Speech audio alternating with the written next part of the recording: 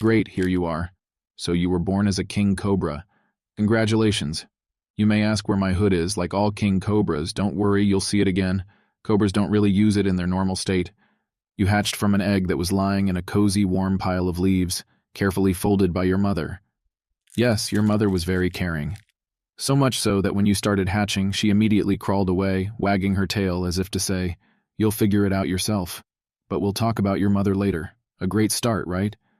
Welcome to a world where no one babysits, and everyone is on their own. From the first seconds in this world, you understand that danger is everywhere, not only here on Earth, but also from above, and even in your own nest, because you weren't the only one who got poisoned from birth. It is important for you not to die in the first days of life, and you begin to look for a safer place for yourself. You are not yet able to confidently stand on your tail, and you have to crawl to a safe place like a worm. Well, here it is not so bad, and you can celebrate a small victory. You did not die in the first 2 minutes of your life. Be proud of yourself. But you cannot relax. You are still easy prey for all predators that are larger than you. You begin your life being very tiny, no more than 1 foot. The first thing you realize is that you have a terribly strong desire to hiss, although in the first days your hiss is more like a pathetic sound of a punctured inflatable boat than a threatening growl. It is not a problem after all. You have only just begun your journey. This hissing voice that you are just beginning to master will become your weapon. You are already a small thunderstorm of the jungle. Well, almost. For now, you are a threat only to a beetle that accidentally wanders into your territory. At first you feed on insects, you have no choice. You are still small. Hakuna Matata. But you are lucky to be born a King Cobra. You are armed from birth. You have small but sharp fangs and poison, although not yet deadly powerful, but very unpleasant. The first week of life is an endless marathon for survival. Small predators, birds, and even larger snakes are ready to eat you without thinking. But you are a good boy. You have learned to hide in the grass, merging with it, like a master of disguise. Sometimes your hiss scares off small predators, but more often you just run away. And this is normal. It is not a royal business to fight with everyone, especially at such a young age. Time has passed. Now you have grown up, you can stand on your tail and are able to go on your first serious hunt. And here in front of you is your first serious prey. A mouse. Wait, do you really not care and you want to eat this cute creature? I understand you, okay? And now it's time for the hood. I know you were waiting for this. You inflate your hood, you are no longer afraid. Only this mouse should be afraid. Cobras use their hood only when hunting or fighting, to seem bigger and stronger. You act aggressively. With a sharp movement you bite her and she dies. Victory, your first serious hunt. Now your victims are mice, frogs, and sometimes even other snakes. Yes, you are a cannibal, but do not judge yourself harshly. Such a diet is part of your nature. Hunting for you is not just getting food, but an art. You move gracefully, without a single sound, and, it would seem, suddenly attack. You especially like to hunt other snakes. It's not just food, it's a duel, a challenge.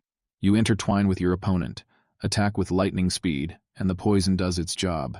It's not for nothing that it's so powerful. 1 dose can kill a person in a matter of minutes, and if you're an adult cobra, even an elephant. But don't relax. There are still plenty of other predators around you that can eat you. For them, you're still easy prey. Just remember that shame. The first meeting with a mongoose is a moment that you'll remember for the rest of your life. You got into a fighting stance, confident that you'll scare off your opponent with 1 spike. And him? This impudent fellow not only wasn't scared, but began jumping around you, dodging each of your bites like Mike Tyson in his prime. And it doesn't matter that you're poisonous. His body can handle toxins. It was a shameful day, but you've learned your lesson. It's better not to mess with mongooses.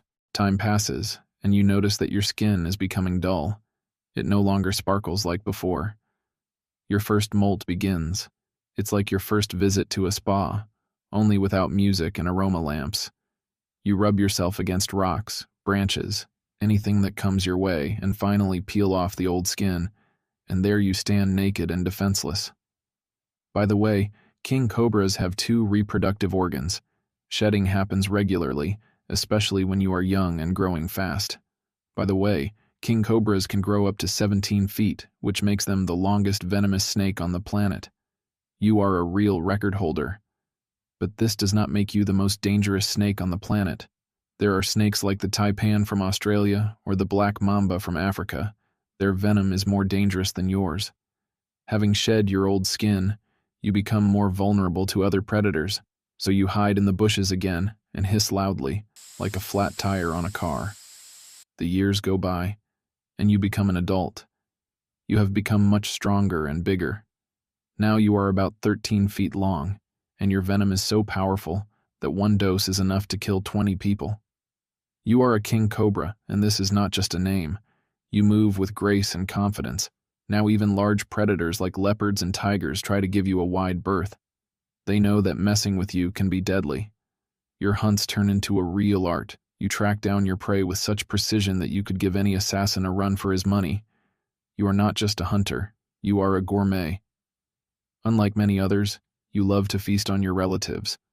Non-venomous snakes like grass snakes are often on your menu, but if you are lucky, you can also fight a poisonous opponent. A duel between snakes is a real thriller. The blows are lightning fast, the tension is off the charts, and the outcome can be fatal for both. You are a jungle superhero, although, given your character, more of an anti-hero.